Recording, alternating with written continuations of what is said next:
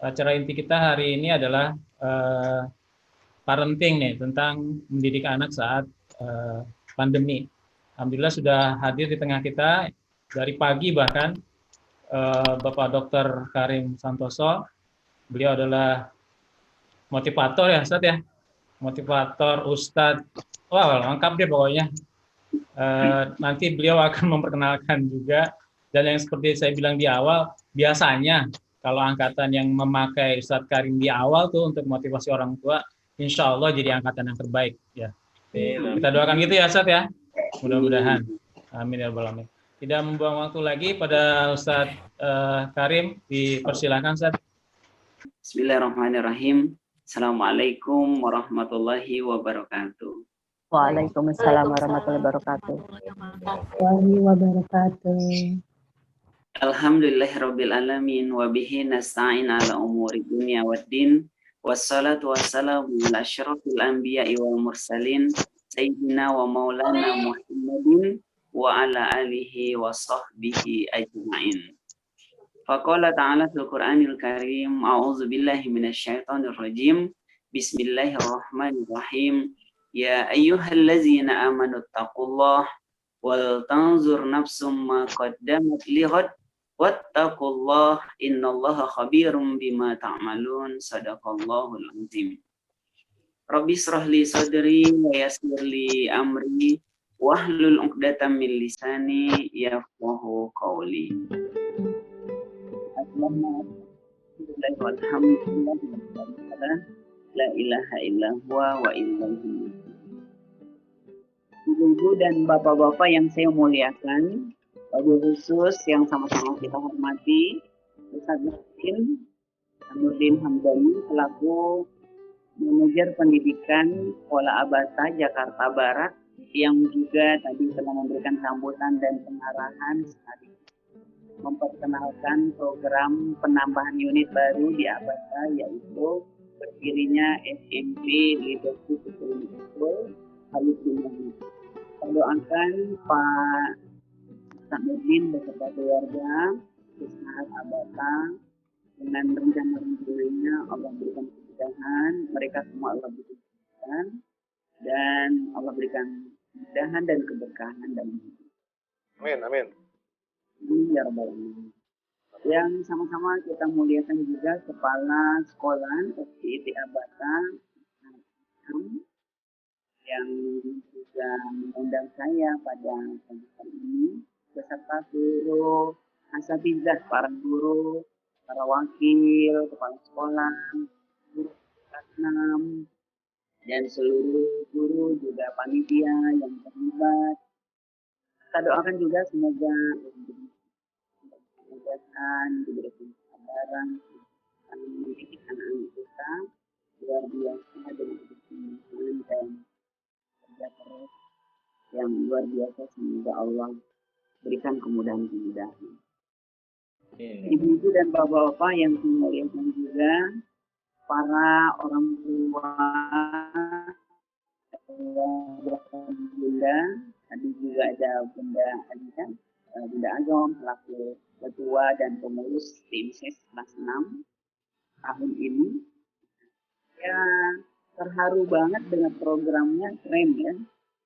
Terus juga lihat logo angkatannya, terus apa tadi tagline logonya, namanya gitu ya, digambar keren banget gitu ya, Masya Allah.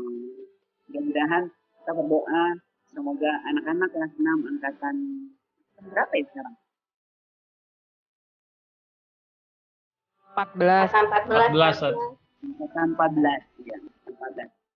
Angkatan 14 ini cita-cita kita sama mereka, kita doakan harus jauh lebih baik dari kita guru dan orang-orangnya, jauh lebih sukses, jauh lebih sehat, jauh lebih luas manfaatnya. Jadi apapun mereka nanti, mereka tetap menjadi orang yang terbaik dan termulia di hadapan Allah Subhanahu. Ya, saya senang pagi hari ini, saya senang, bahagia, saya bersyukur pada Allah Subhanahu wa taala mendapat kehormatan dalam suasana masa pandemi ini tetap diundang oleh Abata, sekolah yang menurut saya ini sekolah unggulan, sekolah yang termasuk sekolah-sekolah yang maju ya. Ya kalau kita saya bilang itu ya sekolah berstandar internasional, dan saya tahu Abata ini juga termasuk sekolah Islam terpadu pertama juga di Jakarta Barat. Ya, memang beberapa tahun saya sering diundang untuk bertemu langsung dengan para orang tua kelas 6, berdiskusi, sharing, bagaimana berbagi, bercerita pengalaman mendampingi anak-anak kelas 6. Nah, tahun ini lebih spesial lagi, gitu ya, mereka kelas 6, terus berada di masa pandemi, luar biasa. Dan nanti satu kata yang ingin saya sampaikan, ini adalah challenge bagi kita sebagai orang tua dan anak juga guru. Jadi ketika kita merasakan bahwa ini sebuah challenge, maka kita bersemangat seperti di Zander tadi gitu ya. Ya, Ibu dan Bapak, Ustaz dan Ustazah, Ayah Bunda, saya berbahagia, saya sudah sangat familiar buat saya sekolah Abata ini. Karena setiap saya diundang, biasanya saya semangat datang ke sekolahnya. Karena saya sekalian ingin belajar banyak di sini. Jadi ketika saya berbicara bukan berarti saya lebih baik, tapi saya ingin berbagi, saya juga ingin belajar bersama ayah dan bunda, ustaz dan ustazah yang ada di Zoom meeting pada pagi. Alhamdulillah, ya tadi diminta perkenalan ya, sudah ada lainnya. Dek, buka dek. Jadi ditemani Pak Fahri ini. Kami berada dari rumah masing-masing ya. Saya tinggal di Jakarta Selatan, ya, tepatnya di Kalibata, ya. Kemudian alhamdulillah, ya, saya sudah berkeluarga dan baru dikaruniai satu orang anak. Mohon doanya ya Bapak Ibu, mudah-mudahan makasih lagi gitu ya. Amin. Amin ya rabbal alamin. Anak saya baru satu, namanya Nabil. Dulu juga sama Bu, ini di SDIT, di Jakarta Selatan 6 tahun. Dan melanjutkan ke SMP IT. Di SMP IT itulah di kelas 2 SMP dia berhasil menyelesaikan hafalan 30 juz. Makanya ketika ada program dari Ustaz Nurdin, ya ini ada program dari Ustaz Nurdin, ada SMP, saya sangat rekomendasi karena dari pengalaman saya persentase daya menghafal Al-Quran di SMP itu luar biasa bagus. Ya, bagus ya. Nah, anak saya Nabil menghafal pas kelas 2 SMP. Sekarang dia di SMA, kemarin memilih SMA negeri dekat rumah kami di Kencoran, di SMA negeri 8 di Tebet Putri, dan baru kelas 7. Ya, mohon doanya semoga menjadi anak yang soleh. Amin ya rabbal alamin. Ya. Di Zoom meeting ini pengalaman pertama bertemu dengan orang tua yang belum kenal ya. Saya share nomor handphone, jika nanti bisa follow up dengan ya telepon atau WhatsApp atau email untuk berdiskusi bersama. Saya dengan senang hati bisa menyapa Bapak dan Ibu ya. Itu nomor handphone saya 813-192-623. Ini di sesi perkenalan. Pak Andi. Dan selanjutnya kita masuk ke materi yang dimintakan bagaimana mendampingi anak di masa pandemi ini.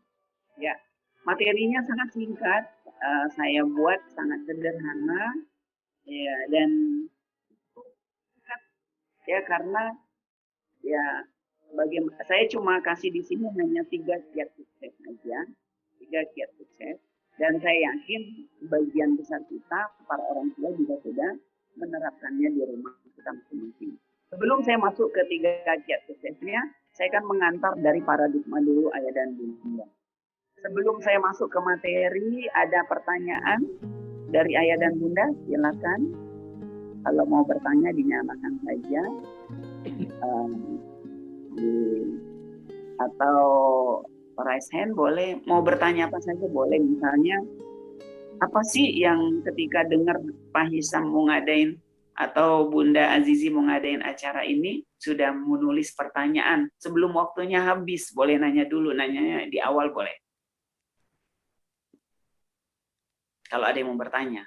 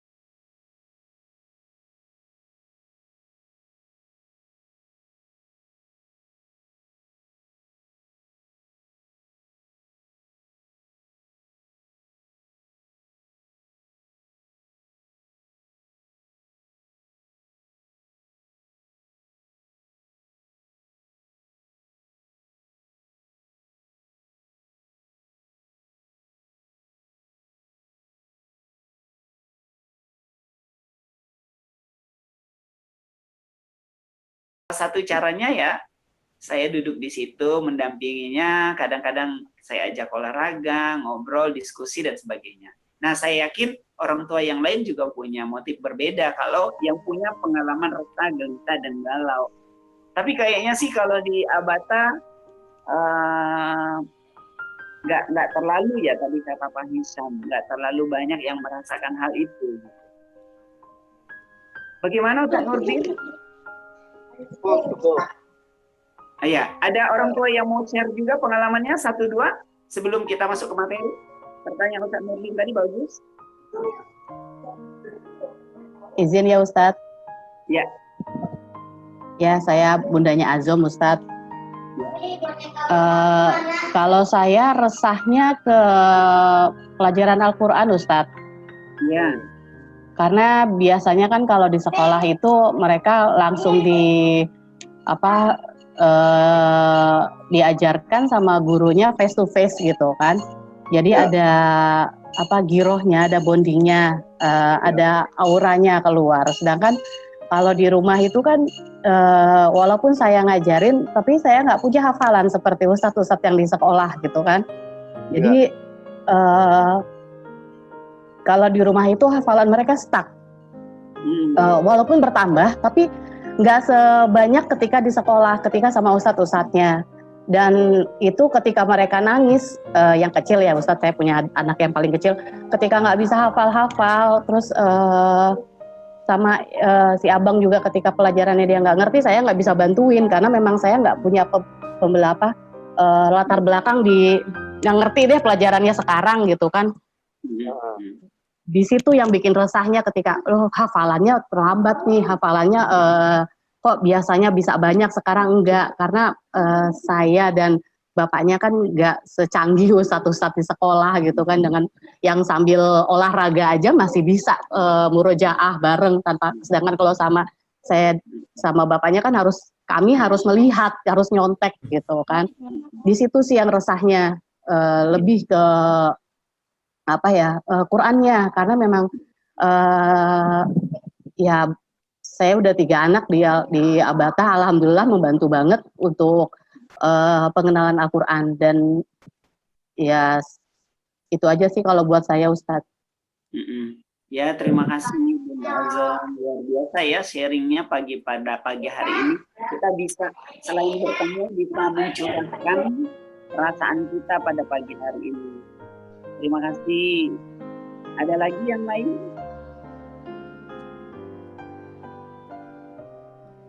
Saya mungkin saat. Nah, Ustaz Rusdi silakan. Iya, saya juga punya anak nih saat di SMP. Jadi belajarnya online saat laptop dibuka, handphone dipegang juga saat. Ya. Jadi saat belajar itu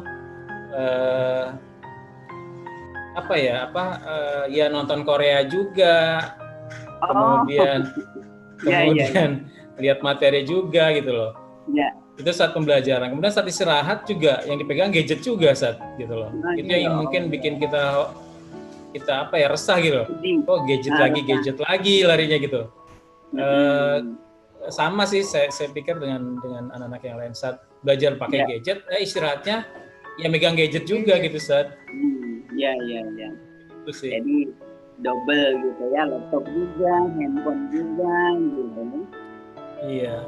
Ya, dilema ya Ustadz ya. Kalau kita lihat itu bagian cara dia untuk menghibur dirinya dan menghindari kejenuhannya ya. Ya, baik, terima kasih Ustaz Rusdi. Ibu dan Bapak ya dan Bunda, kalau ada yang mau bertanya atau mau ngasih sharing pengalaman, boleh saja langsung saja. Jadi nggak perlu nunggu di akhir sambil saya membacakan beberapa slide ini. Slide ini nggak terlalu penting sih, nanti kalau mau juga saya share, saya bagikan. Ya lebih banyak kita enaknya berdiskusi ya, kali kalau ada tanya jawab atau pengalaman-pengalaman success story selama pandemi ini. Karena punya pengalaman semua kita ya. Saya dikit pengalamannya karena anak saya baru 1, udah gede pula gitu ya, udah SMA gitu. Ya, walaupun saya merasakan hal yang sama dengan Bapak dan Ibu. Baik Pak Andi, kita coba lihat sedikit slide-nya sebagai pengantar diskusi.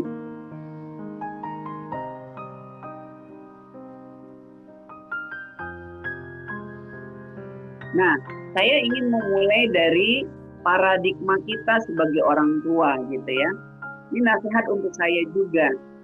Rasulullah Shallallahu Alaihi Wasallam bersabda dari sahabat Abdurrahman bin Abi Ya'la, iya. Apa kata Nabi gitu ya?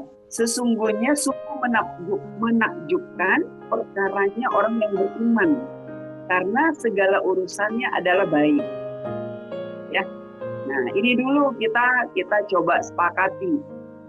Jadi dari hadis riwayat Muslim ini, kita itu harus terus menguatkan keimanan kita, sehingga dengan fondasi iman, dengan bekal iman yang kita miliki sebagai orang yang beriman, situasi bagaimanapun itu menjadi baik bagi kita. Jadi kita tidak pernah menyalahkan situasi hari ini. Kita tidak pernah berkeluh kesah berkepanjangan. Ya mungkin sedih gitu ya, galau gitu, resah sebentar aja. Setelah itu kita mencoba mencari solusi. Karena pasti ada hikmah, itu pasti ada jalan.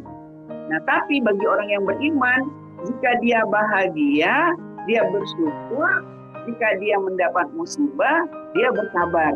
Itu kullu khair, baik semua bagi dia. Jadi hari ini, pandemi hari ini, kita coba banyak sekali orang menulis di chatnya, di diary-nya, hikmah-hikmah yang bisa diambil dari pandemi ini. Berarti dia mensyukuri gitu. Bukan dia bersyukur senang ada pandemi, enggak. Tapi hikmah apa yang terjadi dari pandemi ini. Dan orang yang bisa mengambil hikmah itu enggak semua orang. Bagaimana hari ini kita termasuk orang yang bisa mengambil hikmah dari ujian-ujian pandemi ini. Ya. Nah, ini saya senang banget mengantar paradigma, mengingatkan saya dan para orang tua, karena saya ingin kita selalu dalam koridor kebaikan. Ya. Lanjut, Pak.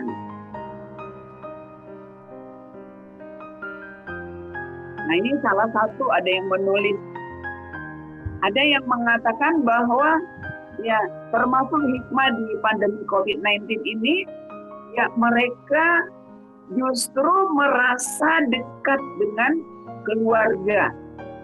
Ya, dalam keluarganya lebih muncul kasih sayang, gitu ya. Lebih intens. Banyak kegiatan bersama yang kemarin makan bersama paling sehari sekali gitu. Sekarang bisa 3 kali makan bareng sehari. Ya, bersama keluarga.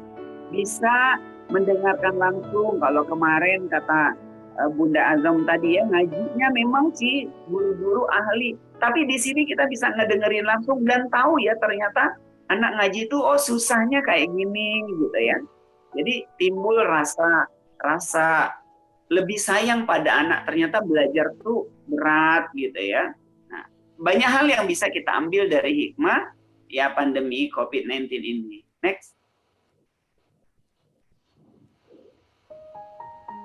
Ya, dan ayat yang saya tampilkan ini ya sudah biasa kita dengarkan. Ya ayyuhallazina amanu qu anfusakum wa ahlikum nara wa quduhan nas wal hijaratu 'alaiha malaikah ilazun shidadun la ya'tuna Allah ma amarahum wa yaf'aluna ma yu'marun.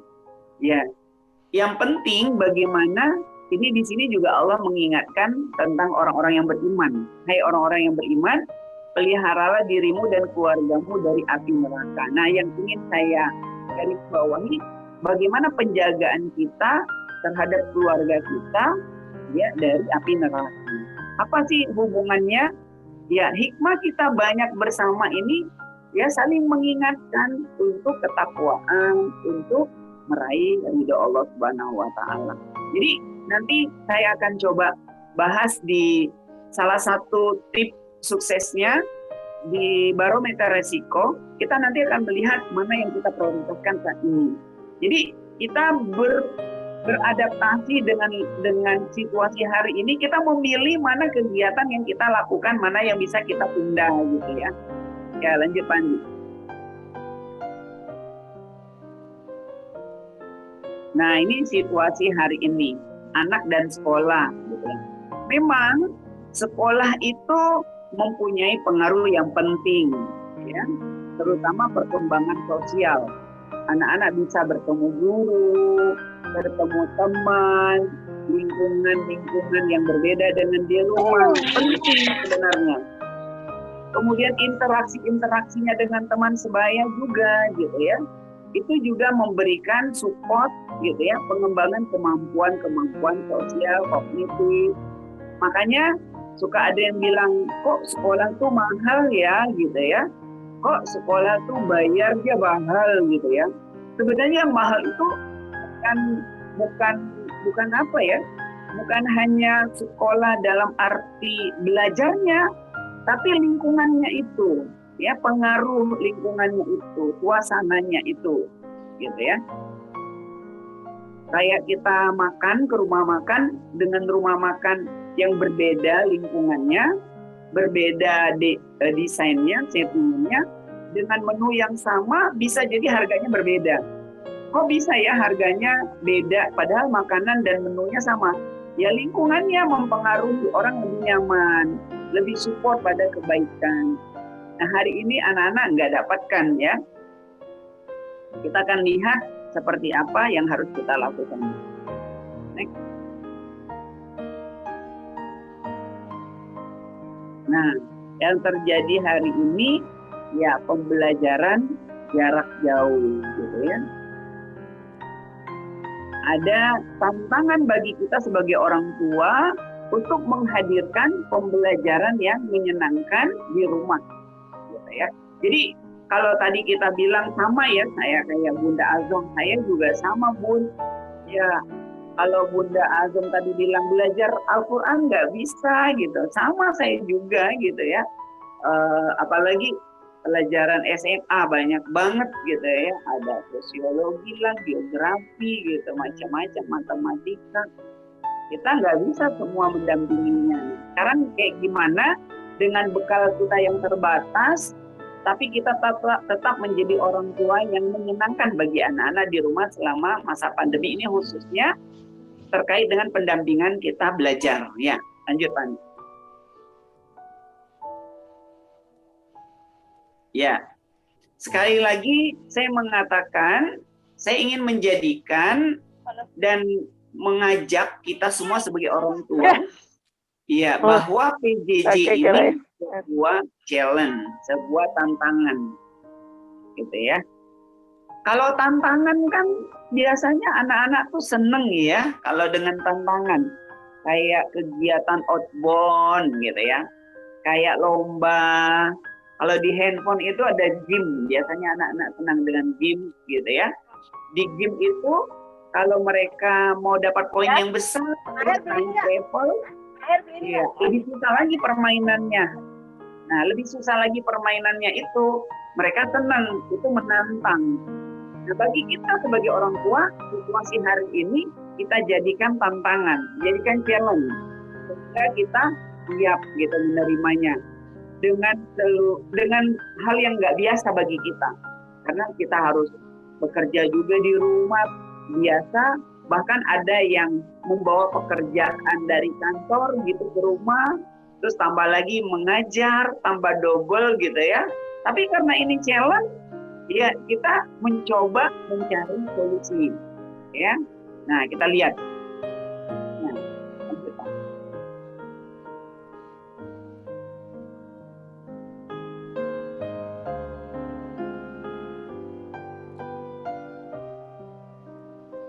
ya, baik. Setelah slide ini boleh Pak Andi share video kerja otak, boleh ya Pak Andi ya setelah ini. Nah ini Bun, mendampingi anak belajar di rumah, ya, masa pandemi ini. Persiapan tempat penting ya, memilih ruangan, tempat yang kondusif gitu ya. Ya misalnya ya kita bisa menyesuaikanlah bagaimana ruangan di rumah kita, fasilitas yang ada gitu ya. Saya pada awal anak saya belajar itu, ya sekarang anak saya SMA. Dia mulai belajar kan pas kelas 9, kelas 3 SMP. Ya, itu masih duduk di kursi biasa gitu kan. Kemudian pas awal SMA kemarin duduk di lantai, dia mengeluh sakit gitu kan. Ya terpaksa lah ya, ini alhamdulillah ada anggaran ya kita belikan ya kursi yang bisa muter gitu untuk lebih mobile. Karena temennya juga di SMA sudah ada yang laporan, sudah ada yang sakit pinggang gitu. Nah kita peka dengan situasi pada hari ini sesuai kemampuan pasti lagi ya. Kita bisa menyesuaikan, nggak mencari yang mewah, tapi kita lihat bagaimana sih agar anak kita nyaman dari duduknya saja, ruangannya, cahayanya, gitu ya, sirkulasi udara. Karena kalau di buku Quantum Learning-nya Bobby DePorter, memang begitu kan, apalagi kan dia bekerja kan support otaknya ya. Otak ini kan butuh udara, butuh air. Nah, kita sediakan air minum yang dekat dari mereka gitu ya. Ya, anak saya di SMA ini untuk istirahat aja cuma berapa menit. Jadi ya merasa juga sih harus bantuin ya ngingetin jadwal minumnya lah gitu. Nah, ini bagian yang bisa kita lakukan sebagai pendampingan kita sebagai orang tua. Pada saat ini ya nggak apa-apa gitu. Ya kita coba ya mana yang bisa kita lakukan.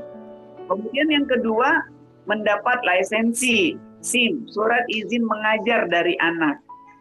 Jadi tadi kan kita kan secara umum bukan guru, kita nggak punya background mengajar.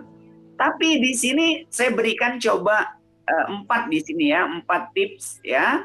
Bagaimana kita nggak guru tapi kita dapat sertifikasi juga dari anak, lisensi. Oh, kata anak, ternyata orang tua saya bisa loh ngajar, orang tua saya seru gitu ya, orang tua saya lucu, ngajarnya enak gitu ya. Ada kuis-kuisnya, ada hadiahnya, ada game-nya gitu. Dan bisa berkomunikasinya enak. Nah, di sini ada nanti saya coba bahas tentang barometer resiko, rekening bank emosi, dan tombol pause. Ya, kalau Bapak dan Ibu sudah mendengar 3 teori ini, 3 pendekatan ini, 3 tips ini mengingatkan saja. Ya. Dan terakhir pastinya membekali diri dengan membangun relasi dengan Allah Subhanahu wa Ta'ala. Sebelum kita masuk ke 3 tipsnya, boleh Pak Andi share iklan video tentang kerja otak.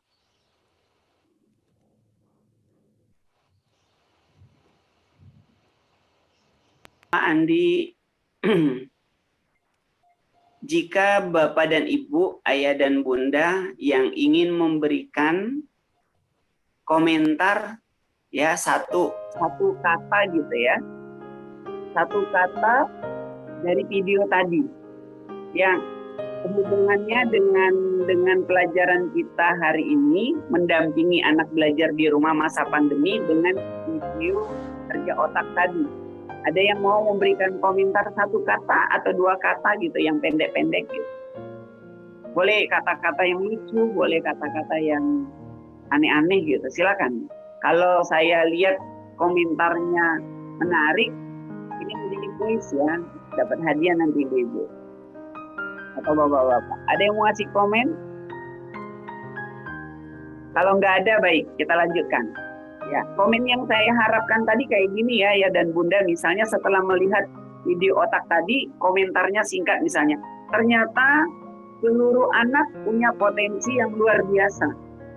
Dari video otak tadi itu menggambarkan, tadi disebutkan di videonya, di dalam otak ini ada syaraf, jumlahnya ratusan miliar. Jadi nggak ketahuan berapa jumlahnya. Jadi punya potensi luar biasa. Artinya semasa pandemi ini anak kita nggak boleh diam juga karena punya potensi yang besar. Sayang kan karena kita nggak tahu pandemi ini berapa lama dan sampai kapan. Jadi jangan menunggu nanti aja setelah pandemi, enggak. Sekarang kita bisa melakukan dengan cara-cara kreatif.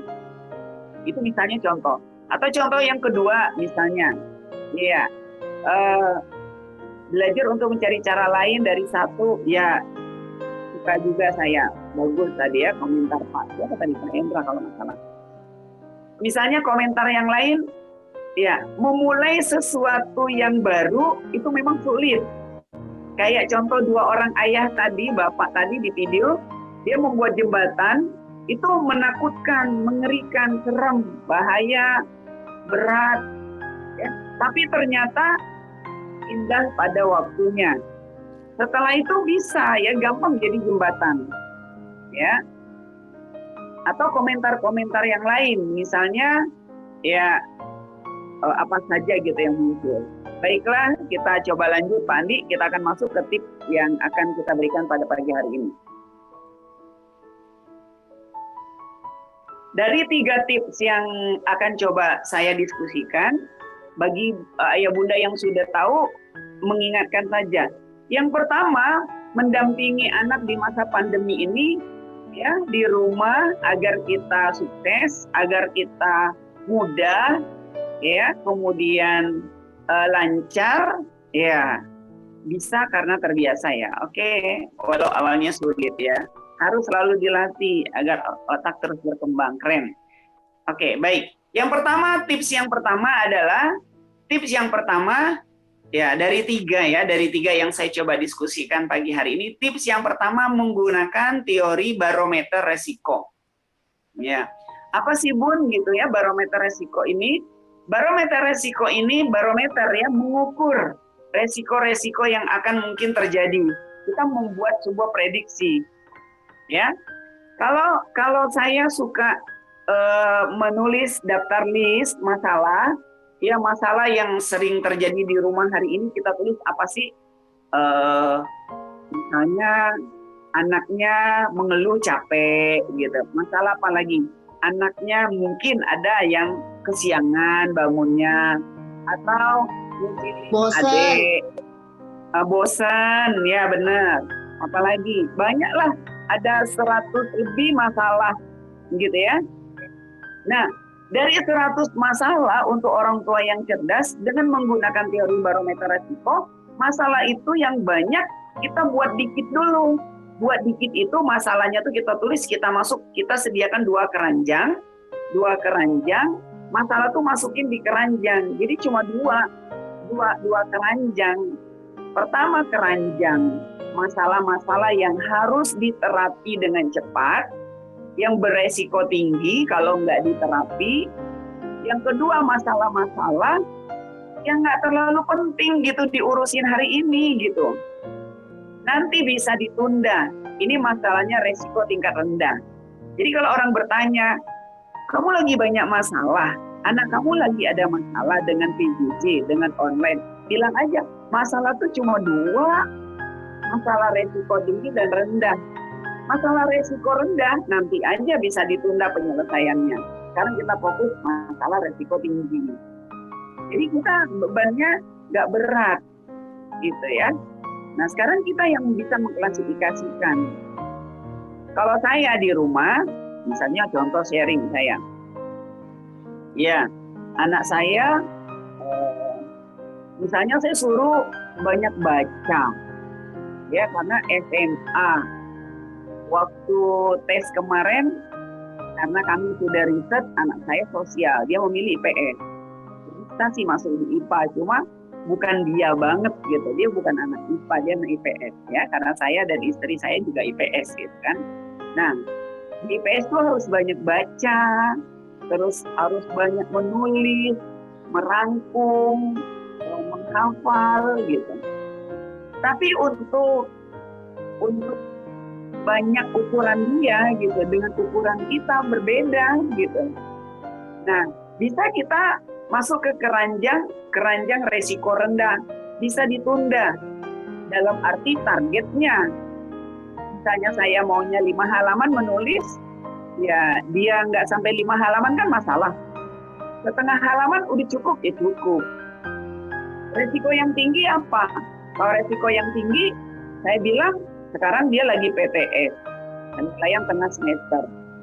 Saya bilang di SMA 8 itu sebelum mereka PTS ada segala menandatangan fakta integritas gitu ya, tentang kejujuran.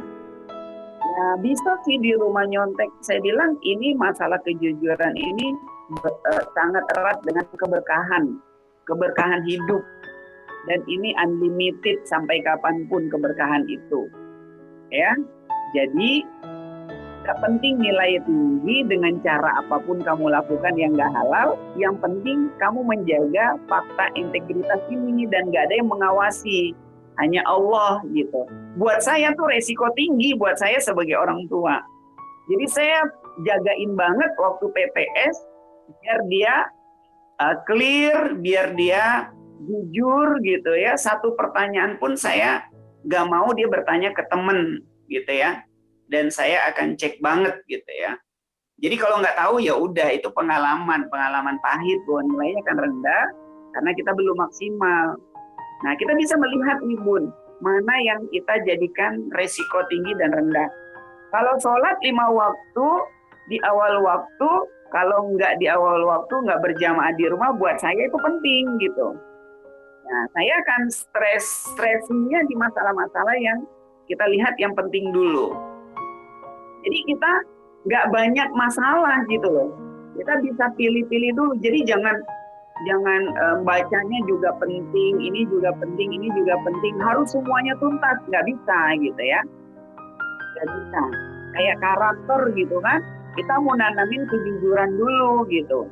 Bisa jadi karakter-karakter yang lain, misalnya semangatnya belum terlalu maksimal. Jadi kita pilih dulu pada hari ini.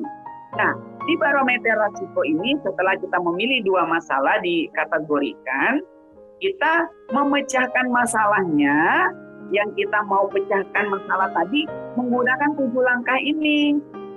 Ya, 7 langkah ini.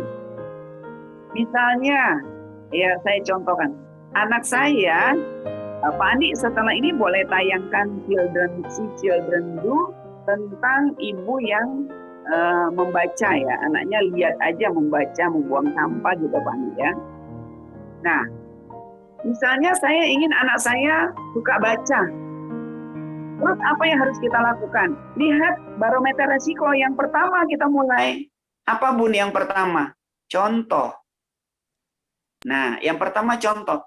Maksudnya apa? Kalau anak suruh rajin baca, apakah anak sudah punya contoh? Siapa yang rajin membaca di rumah? Iya.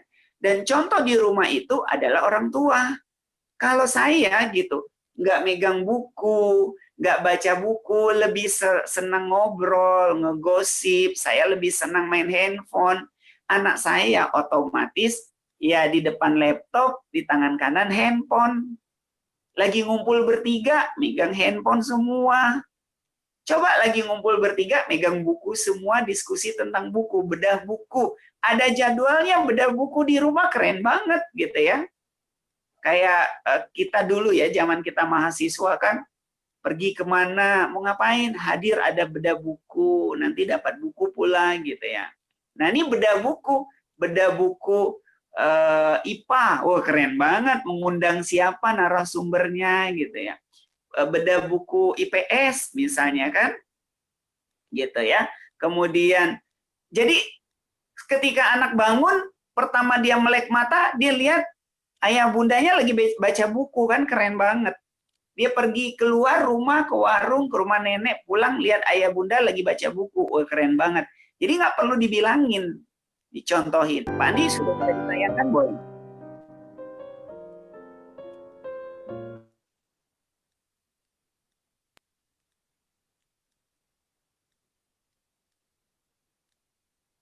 Ya, ada iklan dari Pak Andi.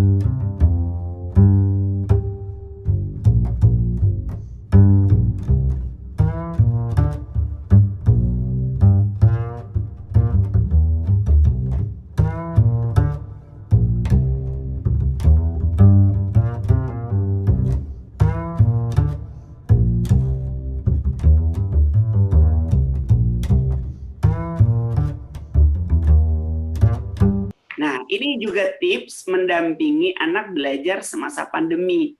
Berarti dari sini kita nggak terlalu banyak ngomong gitu. Ya.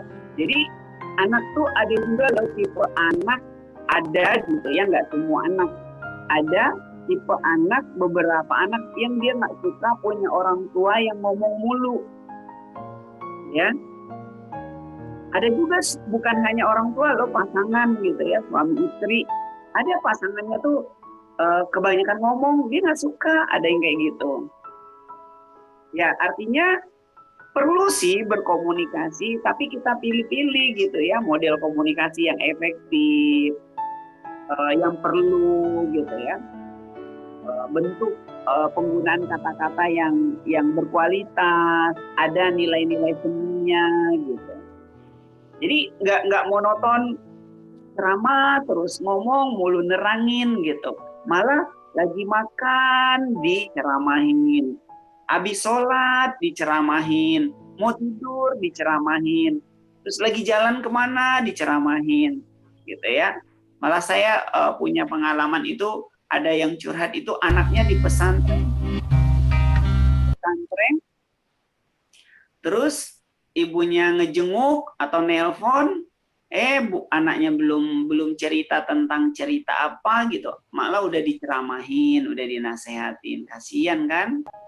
Jadi pertama di barometer resiko kita memperbanyak contoh, ya, bukan omongan, apapun gitu. Dan ini konsep ini dilakukan oleh Nabi Muhammad SAW. Salah satunya misalnya ketika perintah sholat. Sallu kama ra'aitumuni usolli. Sholatlah kalian seperti melihat aku sholat. Jadi liatin Nabi dulu gitu. Dilihatin dulu nabinya, baru dilakukan. Jadi contoh ya. Nah, tadi ya tolong ayah dan bunda boleh buatkan program bedah buku misalnya. Jadi kita yang presentasiin gitu tentang buku itu. Menarik loh, misalnya gini. Jadi selama pandemi bisa berapa buku, berapa tema misalnya. Bagus buku yang ada kaitannya dengan fungsi. Nah, kalau ada masalah-masalah yang lain, baru tuh merubah perilakunya, baru diceramahin. Mendengar aktif kita dengar. Mendengar aktif ini anak yang curhat, kita dengerin. Ini perlu waktu khusus, ya. Perlu waktu khusus. Kalau Pak Andi punya gambar 3 waktu, boleh Pak Andi tayangkan kalau ada. Kalau enggak apa-apa. Mendengar aktif ini ada waktu 3 waktu. Jadi kita tuh tolong ngomong dengan anak tuh waktu aja yang penting. Enggak setiap saat. Gitu ya. Ya. Kemudian, ya, setelah kita mendengar aktif, baru pesan diri. Kemudian think win-win solution atau think win-win. Selalu berpikir menang semua, ya. Bukan hanya kita. Saya kan orang tua. Nah, Pak Andi, saya kan orang tua, saya harus menang dengan anak. Nggak begitu. Jadi kita dari awal sebelum ngomong udah berpikir semuanya menang, ya. Jadi enak kan omongannya gitu. Bukan ketika kita sudah mentok gitu ya, nggak ketemu jawabannya baru menyerah semua, enggak. Jadi dari awal ngomong tuh udah berpikir bagaimana anak kita senang, bagaimana semuanya menang. Ya, itu yang disebut dengan think win-win, ya, berpikir menang-menang. Nah, kemudian baru setelah itu baru ada ancaman, baru ada sanksi. Kalau bisa itu terakhir ya, kita memberikan ancaman-ancaman dan sanksi pada anak-anak kita. Apalagi di masa pandemi ini, mestinya kita lebih memberikan banyak perhatian, kasih sayang, dan sebagainya. Nah, terima kasih Pak Andi. Ini ada 3 waktunya ya Bunda. Ya. Waktu 1 dan 2 saya warna merah, artinya ini waktu yang tidak direkomendasikan untuk ngobrol banyak sama anak-anak terkait hal-hal yang penting. Kenapa? Di waktu yang 1 itu anaknya nggak siap, di waktu kedua orang tua yang nggak siap. Gunakan waktu yang ketiga, di mana waktu yang ketiga warna hijau itu asumsinya orang tua oke, sedang siap, anak juga oke, anak juga siap. Jadi kita mau ngobrol yang penting tuh di waktu yang ketiga. Anak dan orang tua dua-duanya oke. Kapan sih Bun waktu yang ketiga ini? Waktu yang ketiga itu waktu yang sudah kita jadwalkan. Ya, sudah kita desain, sudah kita setting. Kalau saya umpamakan biasanya ayah bunda ada jadwal arisan atau kayak hari ini ada jadwal Zoom. Udah ditentukan jadwal Zoom ini tanggal berapa, Zoom ini jam berapa, temanya apa, ada background flyernya juga. Nah, waktu yang ketiga itu juga di rumah udah ada flyernya, ada background flyernya, ada judulnya, ada harinya, ada tanggalnya. Tapi dibuat permanen aja. Misalnya backgroundnya kayak hari ini, misalnya seminar online parenting. Nah, background di rumah itu flyernya misalnya ya diskusi atau ngopi bareng keluarga atau diskusi seru bersama keluarga atau ngobrol-ngobrol santai bersama keluarga setiap hari Sabtu jam 4 sore gitu. Itu waktu yang hijau ini. Anak udah siap, orang tua udah siap. Disitulah kita ngomong, memang ayah tahu kalian ini capek gitu ya, misalnya nggak nyaman, tapi apa yang bisa kita lakukan? Jadi diskusi itu dengerin rencana mereka setiap pekan sekali aja. Nah ini kira-kira simple contoh membagi 3 waktunya, ya. Baik Pandi, kita lanjutkan. Ini baru satu kita menggunakan teori barometer resiko. Nah, masih ada 2 lagi. Silakan Pandi. Belum ada yang bertanya atau kasih komentar, berarti kita lanjut ke tips yang kedua. Yang pertama tadi mendampingi dengan menggunakan barometer resiko. Apa itu barometer resiko? Kita memilih 2 masalah dipisahkan. Mana yang berat, mana yang ringan, kita prioritas. Ketika kita ingin menyelesaikan masalah, ya kita gunakan 7 tahapan tadi. Ya. Nah, yang kedua, dari 3 nih yang kedua. Nanti 3 saja. Yang kedua, ayah dan bunda bisa menggunakan, ya, istilahnya itu membangun rekening bank emosi dengan anak. Ya, anak akan memiliki rasa kepercayaan kepada kita sebagai orang tua ketika kita terus-menerus melakukan setoran di rekening bank emosi mereka.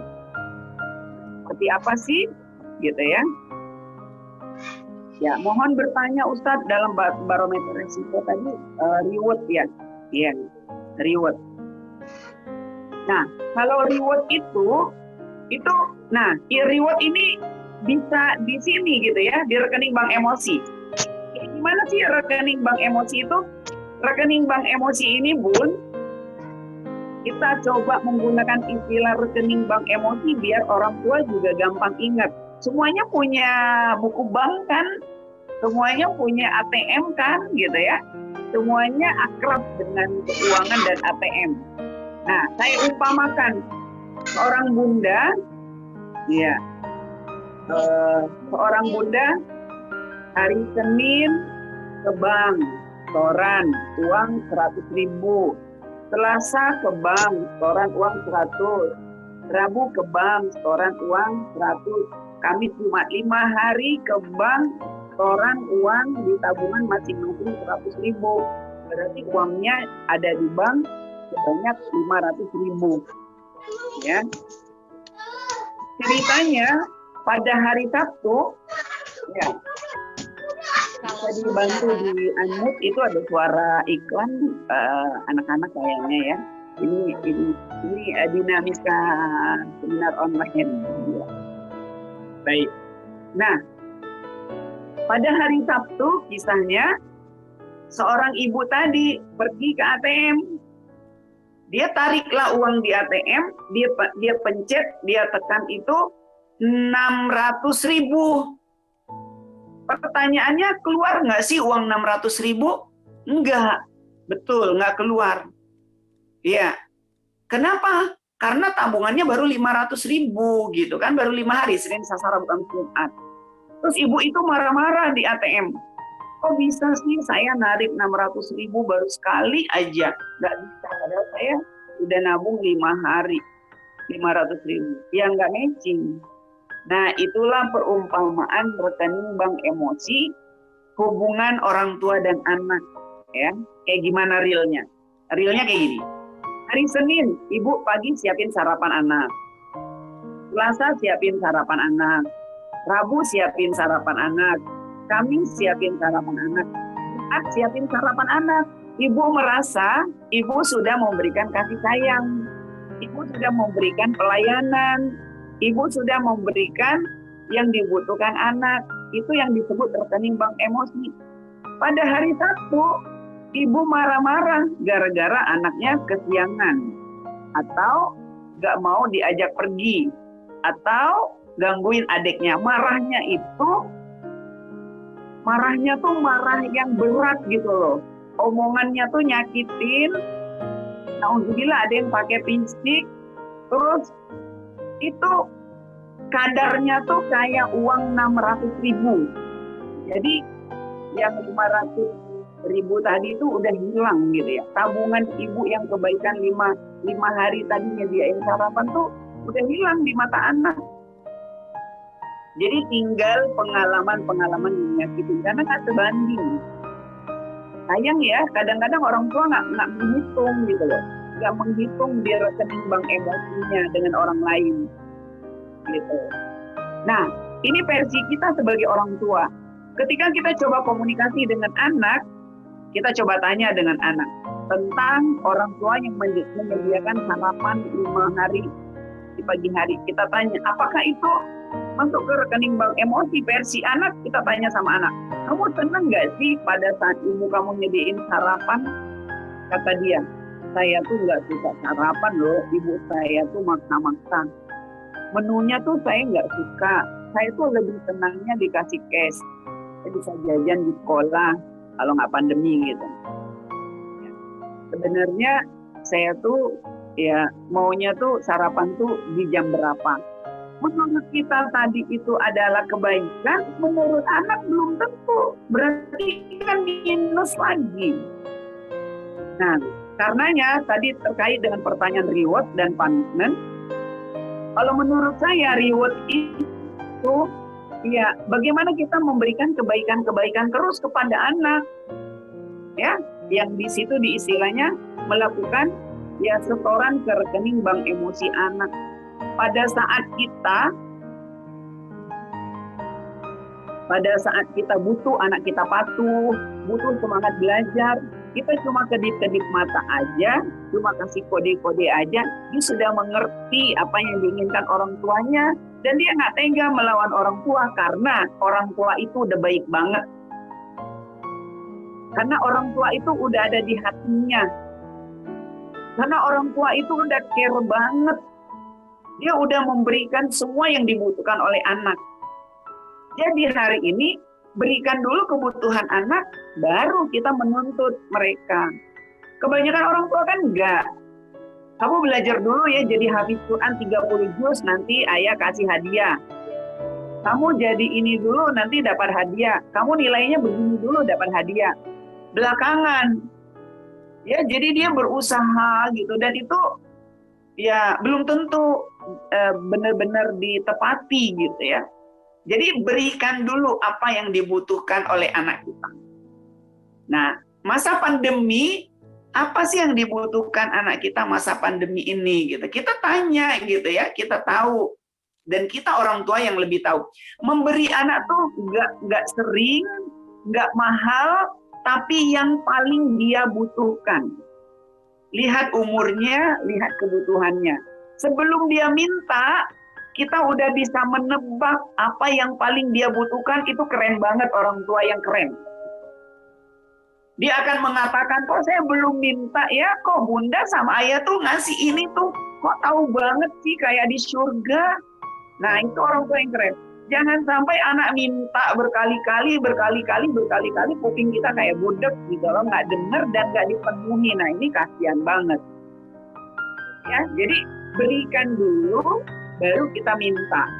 Menanam dulu, baru menuai, gitu ya. Jadi anak tebak apa sih yang dia butuhkan hari ini. Nah kita kan merasakan, kita udah pernah jadi anak waktu kelas 6 dulu, apa sih yang kita butuhkan gitu ya. Jadi tahu ya kebutuhan mereka. Jadi satu yang kayak kalau analogi orang tenggelam di kolam, dikasih mobil anak sama ban, mahalan mobil, tapi dia nggak butuh. Tapi ban itulah yang menyelamatkan dia, dan itu dia ingat sampai akhir hidupnya. Long time memory jangka panjang. Ya. Jadi kita harus tebak hari ini apa yang paling dibutuhkan oleh anak kita. Kalau kita belum bisa menebak, kita tanya lewat anak orang lain, lewat orang tua yang lain. Kalaupun terakhir, kita tanya sama dia. Bukan menuntut anak apa yang kita inginkan hari ini. Dan yang terakhir, Pak Andi, tips yang terakhir, karena waktu kita tinggal 10 menit. Yang ketiga, tips dari ya. Next, Pak Andi.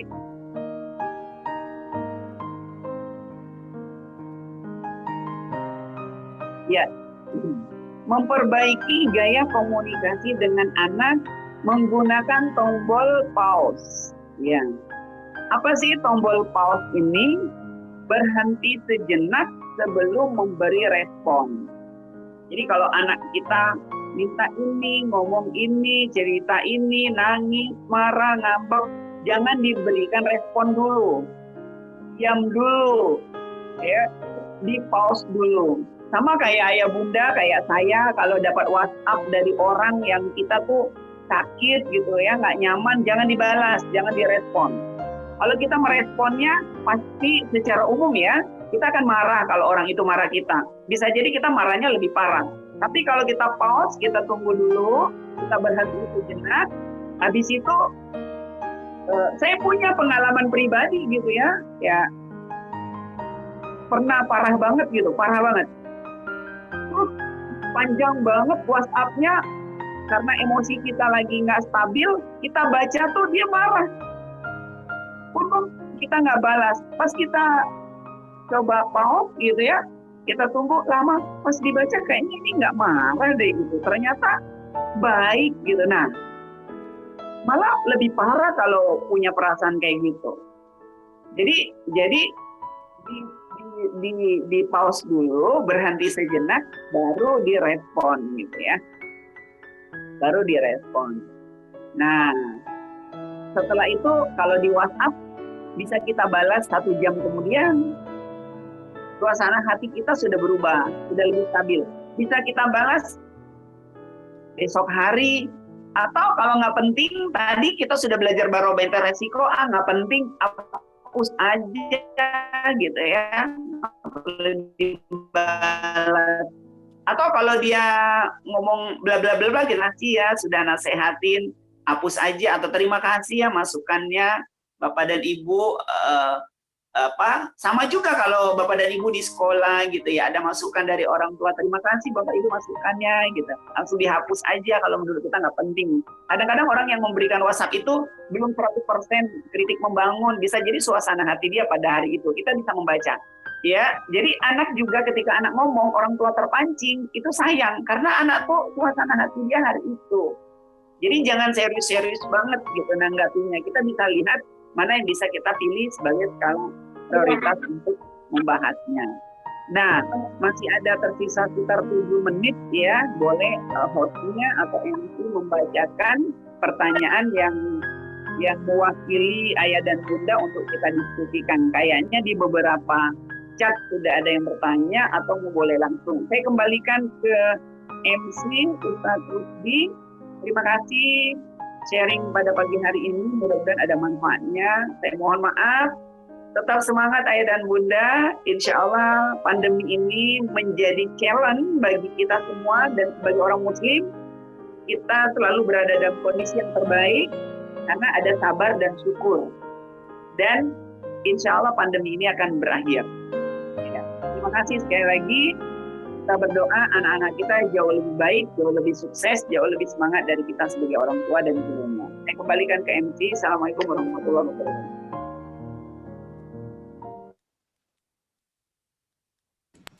Waalaikumsalam warahmatullahi wabarakatuh. Terima kasih Ustadz Karim, luar biasa. Kita seperti diingatkan lagi ya Ustadz ya, disiram lagi dengan kesejukan. Oh iya, kita selama pandemi ini mungkin tensi kita tuh tinggi banget Ustadz. Sudah stres, kerjaan, kemudian anak belajar di rumah, ada tugas dan banyak macamnya gitu. Luar biasa diingatkan lagi. Terima kasih Ustadz. Saya pikir ini juga yang dirasakan oleh bunda-bunda yang lain juga. Mungkin saya sedikit ada pertanyaannya dari Bunda Danis nih, Ustadz. Ustadz Karim ya. Menarik ini pertanyaannya, kalau menurut saya menarik sekali karena pertanyaannya adalah jadi apakah orang tua itu memberikan hak anak dulu, Ustadz? Haknya dipenuhi dulu baru kita minta kewajibannya gitu, Ustadz. Ya, Bunda Danis ya. Langsung saja secara singkat. Idealnya sih begitu gitu. Ideal banget. Sama kayak kita punya pasangan suami istri. Jangan nuntut dapat pelayanan dulu dari pasangan kita. Kita dulu yang melayani. Karena apalagi asumsinya gini, anak dan orang tua gitu ya. Anak dan orang tua. Gitu. Anak dan orang tua. Kenapa anak dan orang tua? Kita kan orang tua udah lebih dewasa. Udah lebih ini, kita kan sudah lebih dewasa, kita kan lebih tahu gitu ya apa yang harus kita penuhi dulu. Kalau di bahasa pemimpin itu, pemimpin tuh pelayan gitu ya, kita yang melayani gitu. Jadi bagusnya sih begitu, penuhin dulu haknya gitu ya. Kayak tadi children see, children do. Kalau kita udah sayangin anak, oh dia akan jauh lebih sayang sama kita. Tapi kalau kita kasarin, bisa jadi dia lebih kasar. Mungkin dia belum kasar hari ini, tapi nanti suatu saat bisa jadi dia melakukan pembalasan. Memang ada teorinya ini Bunda Danis ya. Saya pernah coba dulu misalnya ketika anak saya playgroup gitu ya.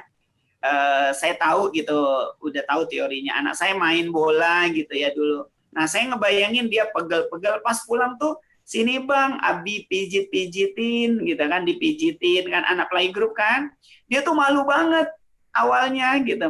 Ternyata dia enak. Abis itu ya kalau kita juga yang pegel, dia yang mijit dan lebih lama dan lebih ekspresifnya lebih. Pokoknya apa yang kita inginkan tuh berbalik lebih ya. Sama juga ya guru nih di sekolah gitu ya. Nggak mesti juga murid harus patuh sama guru gitu ya. Memang harus patuh sama guru, tapi mestinya guru dulu, guru yang menyambut muridnya, guru yang menegur duluan, yang menyapa, mendoakan pada sholat tahajudnya gitu ya, memberi hadiah ke murid gitu. Itu spesial momen banget bagi anak-anak.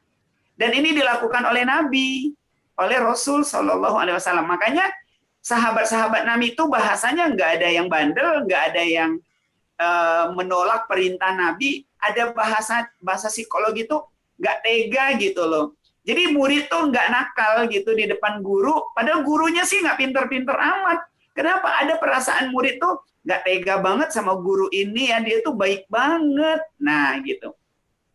Sama nanti anak juga di rumah gitu, dia nggak tega mau bandel sama orang tuanya, karena orang tua tuh dia nggak ngelihat kita pinternya atau kayanya, enggak. Anak tuh cuma lihat apa yang dia butuhkan, secara kebutuhan psikisnya dia dapat dari orang tuanya. Ya, cara ngebangunnya gitu ya. Kalau kita ngebangun anak kita aja udah kita cium, kita bisikin di telinganya, mama dan papa sayang kakak.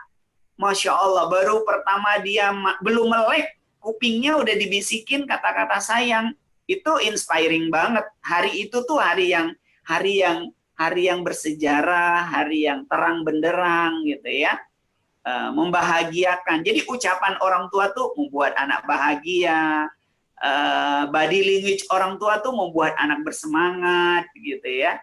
Ya ini luar biasa dan itu simpel dan mudah gitu ya, Ustaz Rusdi. Benar ya kata Bunda Danis.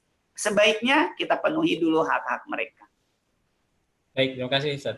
Mungkin ada Bunda yang lain pertanyaannya, boleh langsung dihidupkan mikrofonnya atau raise hand ya, boleh.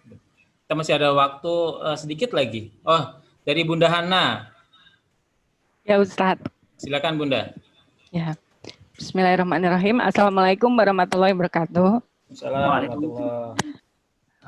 Ustadz, selama kita anak-anak belajar di rumah selama pandemi ini, mau tidak mau anak-anak tuh belajar melalui internet ya Ustadz. Jadi apalagi untuk kebetulan anak saya kelas 6, jadi dia sudah lebih bebas untuk memegang gadget di masa pandemi ini karena dia punya grup online dan juga beberapa grup lainnya bersama teman-teman. Nah, yang ingin saya tanyakan adalah adakah do atau don'ts-nya gitu ya Ustadz untuk kita sebagai orang tua dalam memberikan atau membebaskan anak untuk berinteraksi secara online ini, Ustadz. Dan berkaitan dengan yang tadi Ustadz sampaikan ya, bahwa ada hal-hal yang kita sebut masalah kita harus buat dengan dua keranjang itu dengan resiko tinggi dan resiko rendah itu, apakah ada hal-hal yang nggak kita sadari gitu Ustadz di penggunaan gadget ini bisa merubah atau berakibat untuk karakter mereka di kemudian hari gitu Ustadz. Kan kalau misalnya maaf kalau kita kan biasanya kalau main game atau misalnya mencari info lah lewat Google kan kita kan dengan gampangnya ya Ustadz ya, misalnya ini nggak cocok kita cari di tempat yang lain gitu loh. Apakah itu juga akan bisa mempengaruhi karakter anak di kemudian hari? Misalnya dia menjadi pribadi yang nggak sabar atau karakter-karakter lainnya gitu Ustadz gitu loh. Mungkin ada pertimbangan-pertimbangan yang harus kita lakukan sebagai orang tua. Mungkin begitu Ustadz. Ya. Terima kasih Bunda Hana, luar biasa. Ini jadi pertanyaannya menggugah ya, saya juga terharu mendengarnya. Saya yakin ini bukan hanya untuk Bunda Hana dan buat kita semua yang ada di sini khususnya ya. Sharing saja ya Bun ya, dari pengalaman yang saya rasakan gitu ya dengan pendampingan anak di rumah. Ya itu menurut saya sih apakah ada pengaruhnya? Pastinya ada dan besar pengaruhnya. Ya makanya saya berbagi dengan istri gitu ya. Dengan istri saya ngajarin pelajaran apa yang dia bisa, saya bagian apanya yang saya bisa gitu. Jadi kita ada pemetaan. Ntar kalau saya dan istri nggak bisa pendampingan, kita manggil bibinya gitu ya. Ada lagi malah belajar sama guru gitu ya. Jadi ya banyak cara yang bisa kita lakukan. Nah, saya pengalaman anak saya sekarang di SMA. Dan saya ada jadwal khusus memegang handphone dia dan saya cek itu Bun semua grup yang ada di handphonenya banyak banget kan, banyak banget. Dan itu kita sudah ada kesepakatannya. Dia boleh cek handphone saya, istri saya juga boleh cek handphone saya juga cek handphone istri saya, dan kita semua punya password dan semuanya harus tahu dan kapanpun itu nggak terpakai, kita boleh buka semuanya. Nah, ya Masya Allah, qadarullah gitu ya. Di grup SMA anak saya itu, di jurusannya itu ada grup namanya itu, grup khusus laki-laki, khusus anak laki-laki. Anak saya di-add di situ. Dan saya langsung buka, saya lihat gambar-gambarnya gitu, stiker-stikernya gitu. Saya langsung panggil anak saya bilang, ini Bang, yang bikin grup ini namanya ini, kita sudah identifikasi, karena mereka belum pernah bertemu kan, dengan gurunya belum, dengan temannya juga belum, karena baru masuk SMA kan anak saya, dan terus saya sudah punya data anak-anak yang masuk di SMA 8 itu gitu, jalur apapun, jalur prestasi, jalur zonasi gitu ya, dan alamat-alamat mereka, bahkan tanggal lahirnya saya tahu gitu. Jadi saya sudah bisa klasifikasi mana anak yang benar-benar jalur prestasi, mana yang memang cuma karena ya jalur zonasi misalnya dan sebagainya. Nah, terus saya lihat di sini ini apa sih untung grup ini, tujuannya apa? Kita diskusi, akhirnya kita putuskan di grup yang khusus anak laki, Abang harus keluar dari grup ini. Dan dia bilang keluar, dia tahu. Jadi kita bisa memilih mana grup yang boleh diterusin, mana yang enggak gitu. Itu sampai detail banget loh, Bun. Bahaya banget menurut saya. Saya sensitif banget yang kayak gitu. Saya cek. Nah, terus yang bagusnya memang kita buat jadwal juga, Bun, di rumah. Anak-anak kan bete ya, mereka tuh gabut gitu ya. Jadi kita buat jadwal kapan dia olahraga, kita bantu. Kapan dia main game. Main game juga menurut saya boleh sih, ada jeda waktunya, cuma berapa menit gitu ya, dan kita tahu apa yang dia mainin gitu. Jadi nggak garing-garing banget baca buku, terus nggak juga buat anak-anak gitu ya. Kalau saya nggak suka sih game gitu, ada juga orang tua yang suka. Kalau saya nggak pernah main game kayak gitu, cuma saya tahu dunia anak suka, saya kasih sih kesempatan dan kita tahu. Tapi ada jadwalnya ya. Kemudian, nah tadi yang ditayangkan Pak Andi tadi 3 waktu itu, Bun, yang waktu 1, 2, dan 3 yang zona merah, waktu ketiga hijau. Disitulah kita bisa memainkan peran yang penting. Jadi alhamdulillah sih anak saya kan ya. Istri saya maunya dia pesantren gitu ya. Anak saya juga mau orangnya. Alhamdulillah dia penurut. Pesantren mau, sekolah negeri mau. Cuma belum pernah pengalaman di sekolah negeri, SMA ini masuk negeri. Cuma kita buat target, ada mission statement-nya. Ada syarat-syaratnya, ada peraturan MOU yang disepakati, dia harus ngapain. Ya minimal kita bilang ayah dan ibu sama kamu bertiga, kita akan menjadi agent di SMA 8 ini. Alhamdulillah kemarin saya sudah diundang memberikan pengajian, istri saya juga. Jadi kami target melakukan sebuah suasana baru di sana lewat anak gitu. Nah, jadi kita tahu kita membuat sebuah target gitu. Jadi kita nggak terpengaruh dengan situasi yang ada. Kita punya misi bareng-bareng, minimal kayak gitu, maksimalnya kita bisa mempengaruhi orang lain. Nah, memang itu nggak sekali ngomongnya, Bun, gitu ya, sepekan sekali tadi. Setiap hari Sabtu jam 4 gitu ya, sambil diskusi, bincang gitu.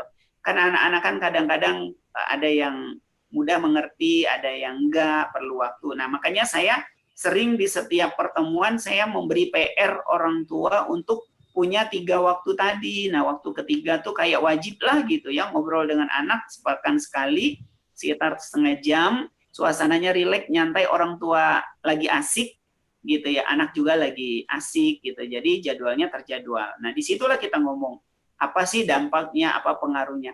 Jadi kita tuh harus aktif, jangan pasif. Kayak saya bilang, kalau kamu di SMA, kalau kamu nggak bilang dulu ke teman kamu apa dampaknya rokok itu nggak bagus, kamu pasti diajak ngerokok gitu. Jadi kamu mau diajak duluan atau kamu mau bilang nggak duluan gitu ya. Nah, kayak gitulah kira-kira. Ada sih materi-materi brainstorming pekanannya saya coba jalankan. Memang luar biasa ya tantangan anak-anak hari ini. Memang menurut saya kita memang perlu banget melakukan pendampingan gitu ya. Walaupun nanti kita punya tipe-tipe orang tua, nggak 100% kita dampingi. Kita harus coba istilahnya berapa zona dulu, kemudian berapa area radiusnya, sejauh mana kita mulai lepas. Karena dunia real yang akan mereka hadapi juga ya luar biasa kompleks masalahnya. Apalagi kalau prediksi kita ke depan ya, distrap mereka itu berbeda dengan apa yang kita rasakan hari ini. Gitu. Tapi kita yakin mereka punya potensi yang luar biasa. Gitu. Itu Bun, jadi makanya di situ tadi membangun komunikasi. Kalau kita sudah dekat dengan anak, kita sudah memberikan pelayanan, anak tuh patuh banget gitu ya. Mau kita nggak pinter kayak gimana pun, mau kita nggak punya uang, dia tuh ngerti banget. Karena memang begitulah, orang tua tuh segala-galanya bagi anak. Jadi kita nggak perlu khawatir bahwa kita tidak dipikirkan sama anak, tuh enggak. Asal kita jadi orang baik, ya di hadapan anak kita mengerti apa yang dia butuhkan, itu nggak mahal kebutuhan anak itu, cuma ya tadi cara ngebangun gitu ya, makan bareng gitu, hal-hal yang sederhana. Dia akan mengatakan orang tuaku adalah segalanya. Nah, hari ini kesempatan yang terbaik menjadi challenge kita di masa pandemi, bagaimana kita memainkan peran bahwa kita akan mendapatkan tadi ya mendapatkan lisensi, tadi surat izin mengajar dari anak bahwa kita orang tua yang terbaik. Baik, terima kasih Ustaz Karim. Mungkin satu lagi ada pertanyaan terakhir dari Bunda. Satu lagi, Bunda Azizi, silakan Bun. Assalamualaikum Ustaz. Terima kasih untuk waktunya. Waalaikumsalam. Gini Ustaz Karim, saya mau tanya. Jadi kebetulan ya saya juga punya anak kelas 10 di SMP negeri. Saya lihat kan dia sedang beradaptasi banget dengan lingkungan baru sekarang. Itu pertama ya pandemi gini. Guru di mana selalu ngasih tugas. Dan selalu tugas itu sampai dia bisa sampai pagi, mungkin bisa tidur tuh bisa jam 12, jam 1 gitu. SMA berarti ini. SMA ya. SMA negeri kebetulan dan hal itu memang kita juga sering ngobrol ya ketika jam makan ya alhamdulillah dia sudah menganggap saya sebagai teman gitu. Saya senangnya itu. Jadi kita bisa sharing bareng, tapi saya perhatikan kayaknya sih karena dia ABG ya, ingin menunjukkan bahwa dia mampu mengatasi permasalahannya. Tapi kalau menurut pandangan saya, ini anak belum bisa menyelesaikannya. Apakah saya sebagai orang tua harus minta izin dulu ke anak ini? Kak, butuh bantuan nggak? Pasti dia akan bilang, enggak, bisa, semua akan selesai. Tapi di lain sisi saya kasihan gitu. Kalau menurut Ustaz, saya biarkan dia melakukan sendiri, menyelesaikan sendiri, atau saya juga berusaha mencari solusi. Itu aja Ustaz ya. Jazakallah khair. Wassalamualaikum warahmatullahi wabarakatuh. Waalaikumsalam warahmatullahi wabarakatuh. Masya Allah ya Bunda Azizi ya, ketua ini tim ses kita. Iya. Nah kayak Bunda Azizi ini pengalamannya banyak banget ya, anaknya lebih dari 1, udah SMA juga, udah SMP, SD gitu ya. Ini bagus nih buat sharing kita pada banyak kesempatan ya. Ini Bun ya, dari yang saya pelajari, saya juga sering sih bilang kayak gitu, Bang, ada yang bisa kami bantu gitu ya, ada yang bisa Abi bantu gitu, kamu perlu bantuan apa? Ini saya sering banget ngomong gitu, tapi dari yang saya pelajari itu termasuk model komunikasi yang nggak disukai anak, ya ternyata gitu ya. Jadi emang kenapa gitu ya? Ternyata memang pas dibaca-baca, kalau kita bilang kayak gini, ada yang bisa dibantu nggak? Emang jawabannya bilang enggak, ya. Nggak perlu gitu. Selain memang mereka ingin menunjukkan eksistensi mereka sudah dewasa, mereka bisa. Ada juga anak tuh ngatain, nambah ribet kayaknya kalau dibantu orang tua, belum tentu juga orang tua ngerti gitu ya. Kadang-kadang juga pikiran mereka macam-macam berimajinasi. Tapi kalau dalam psikologi itu sebenarnya ada lagi kata-kata itu jawabannya. Ada yang bisa dibantu nggak? Sebenarnya dia tuh ngatain, nggak ngerti banget sih perasaan gue gitu. Mestinya apa? Mestinya tuh dia bilang, kita bilang, sepertinya liatin kakak nih lagi sibuk, Abi bisa bantu nih nanti di hari Selasa yang akan datang. Atau Abi mau bantu bla bla bla bla. Atau Bunda mau bantu yang bla bla bla. Jadi kita nggak bilang lagi ada yang bisa dibantu, enggak gitu. Jadi misalnya kayak gampangnya gini. Kalau dulu kan perumpamannya gitu. Kalau ada ibu guru atau bapak guru, kalau zaman dulu kan di sekolah bawa tas gede, bawa buku banyak, terus kita murid lewat, kalau kita ngomong, Bu, ada yang bisa saya bantu? Itu kayaknya aneh ya pertanyaannya.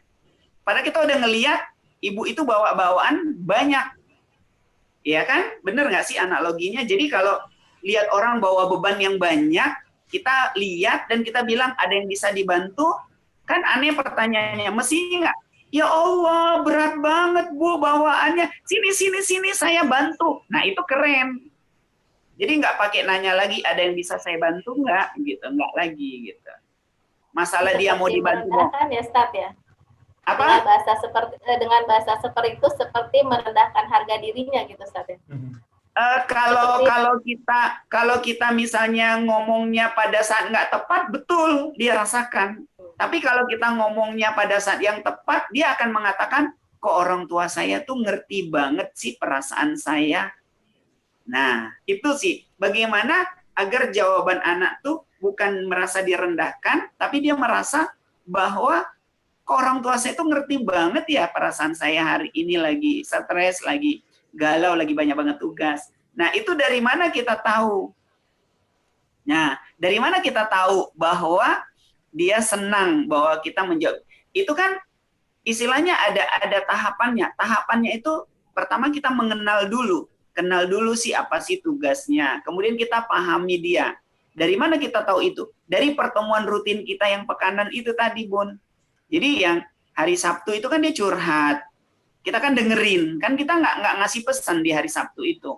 Yang hari yang waktu yang ketiga tadi ya, yang lingkaran hijau tadi ya.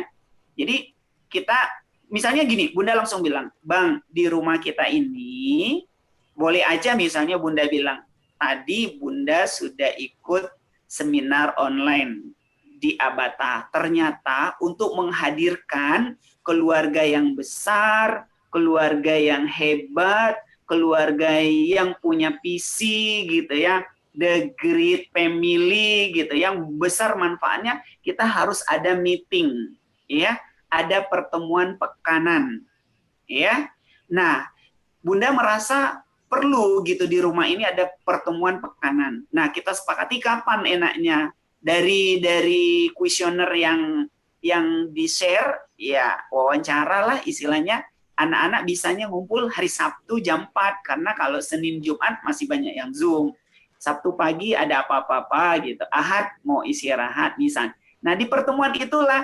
Nah, pertemuan Sabtu ini Bunda akan banyak mendengar apa perasaan kalian, keluh kesah, apa kendala, apa yang kalian inginkan. Udah, terus Bunda menyampaikan di hari Sabtu itu kejadian dari Senin dan Jumat yang Bunda tangkap tentang akhlak baik mereka, tentang perilaku baiknya. Yang jeleknya udah dicatat juga tapi jangan dibicarakan. Nah langsung Bunda bilang, ya alhamdulillah ya Bunda dulu. Bunda udah catat nih dari Senin sampai Jumat. Misalnya kakak hari Selasa kemarin Bunda apresiasi bangunnya nggak pakai dibangunin lagi, sholatnya tepat waktu. Ini harga yang nggak bisa dinilai secara materi bagi Bunda punya anak seperti kamu. Itu luar biasa itu, dalam banget. Kalau saya seneng dan saya targetin, kalau saya targetin anak nangis gitu, nangis dengan kesadaran gitu. Di situ ada lucu-lucunya juga, cerita-cerita lucu. Nggak ada instruksi, nggak ada perintah, nggak ada nyuruh-nyuruh dulu, nggak gitu. Nggak ada ngomong-ngomong yang jelek-jelek dulu gitu ya. Sampai berapa kali pertemuan gitu ya. Buat dulu chemistry-nya biar dia nyaman, dia bercerita. Kalau dia belum mau cerita nggak apa-apa, kita cerita kebaikan-kebaikannya. Ya dia malesnya, ganggu adiknya, jangan diungkit dulu gitu ya. Tapi kita punya data benar dia melakukan kebaikan. Nah, kalau kita sudah ketemu itu, udah matching nanti, wah enak banget gitu ya. Gitu Bun kira-kira. Memang prosesnya sih melalui sebuah proses dulu gitu. Nggak bisa sekali ngomong tuh tak kena gitu. Biasanya sih nggak semudah itu memang gitu ya. Itu kira-kira kalau misalnya nanti waktu kita ini sudah lewat, nanti saya bersedia kok kalau mau dikontak via WhatsApp atau telepon gitu ya di luar forum ini Ustaz Rusdi. Waktunya sudah lewat. Mohon maaf. Baik, terima kasih. Alhamdulillah. Terima kasih Ustaz Karim. Dan terakhir tadi ada di slide-nya itu di bawah tips 3 tips itu sebagai closing statement dari saya, tetap lebih dekat dengan Allah Subhanahu wa taala khususnya di masa pandemi apalagi karena ilmu ini kan dari Allah. Kalau kita lagi mentok-mentok Bun, ya Allah mau nanya ke siapa? Biasa kita langsung bilang, ya Allah tolong ya Allah, Allah kasih tahu jalannya. Banyak yang punya pengalaman kayak gitu. Ternyata terapi-terapi, tips yang kita lakukan, kita nggak tahu ada ilmu, ada teorinya dari mana. Ternyata kita cuma asal lakuin, ternyata itu ada teorinya dan itu Allah yang menunjukkan kita. Jadi lebih dekat dengan Allah Subhanahu wa taala. Terima kasih, mohon maaf. Selamat ya buat Abata, ini luar biasa. Ini the great school Abata ini. Sekolah berstandar internasional dalam masa pandemi bisa mengumpulkan orang tua walaupun Zoom online. Terima kasih. Assalamualaikum warahmatullahi wabarakatuh. Assalamualaikum warahmatullahi wabarakatuh. Terima kasih Ustaz Karim. Insya Allah ilmunya bermanfaat untuk kami. Insya Allah juga jadi pencerahan untuk kami semua. Bunda, kita ucapkan terima kasih. Dibuka mikrofonnya, kita ucapkan sama-sama terima kasih Ustaz Karim. Terima kasih Ustaz Karim. Ilmunya bermanfaat lagi ya Ustaz. Saya ngobrolnya cuma sebentar Ustaz. Terima kasih Ustaz. Baik. Terima kasih. Ustaz. Oh iya, terakhir Ustadz Karim sebelum kita tutup, kita foto bareng, Ustadz. Oh, boleh. Boleh. Tolong dibuka, Bunda, semua kameranya. Kameranya Nanti kirim dihidupkan. ya, kirim ke saya ya fotonya. Boleh, ya. boleh, boleh. Tolong dibuka kameranya, Bunda. Kok cuman ini? Ayo gayanya. Gimana biar kelihatan virus? Senyum Bunda ya. Bentar ya. Siapa kameranya? Jangan bikin gendut ya Ustadz. Gimana kelihatan virus? Dikit boleh ya, biar kelihatan kami ya. Ya, Bun. pakai lipstick lagi nih. Udah buka. Kamera jauhin, Ce, biar nggak kelihatan gendut. Jauh-jauh. Ya, siap Bun. Senyum ya, cheese kacang Bun. Cheese. Sekali lagi, cheese kacang Bun. Cheese. Oke, tangannya Bun sambil angkat jempol Bun. Tangannya ambil angkat jempol. Semua nih, Oke. Ustaz. Jempolnya gede banget. Semuanya. Jempol. Satu jempol, dua jempol. Ayah juga terima kasih. 1, 2, 3. Oke. Yang halaman sebelahnya belum nih, Bun. Yang halaman 2. 1, 2, 3. Karena foto saya ada 2 deh. Satu lagi. 1, 2, 3. Nah, kalau Zoom bisa di screenshot Saya nggak? nggak tahu di halaman berapa Ustadz. Sudah Bun, sudah. Pokoknya terus bergaya aja. Sudah. Pokoknya Sudah dipoto, gaya aja ya terima kasih. Ustadz. Iya. Sekali lagi Ustadz Karim, terima kasih atas ilmunya. Iya. Insya Allah berkah. Amin, amin. Mudah-mudahan lancar terus. Satu lagi Ustadz Karim, permintaan dari Bunda adalah boleh nggak materinya di-share ke kami gitu Ustadz? Boleh, pakai banget. Baik, nanti kami tunggu untuk share-nya Ustadz. Ya, baik. Saya kirim ke siapa nanti? Ke Pak Hisam? Atau Pak Isam boleh atau ke saya juga Iya. boleh. Baik, Terima siap. kasih Ustadz Karim. Sama-sama, Andi, saya terima pamit kasih. ya Pak Rusdi. Terima kasih. Ibu semua, ayah bunda. Iya, terima kasih Ustaz. Waalaikumsalam. Assalamualaikum. Keren, Abata keren. Anak-anak sukses semuanya.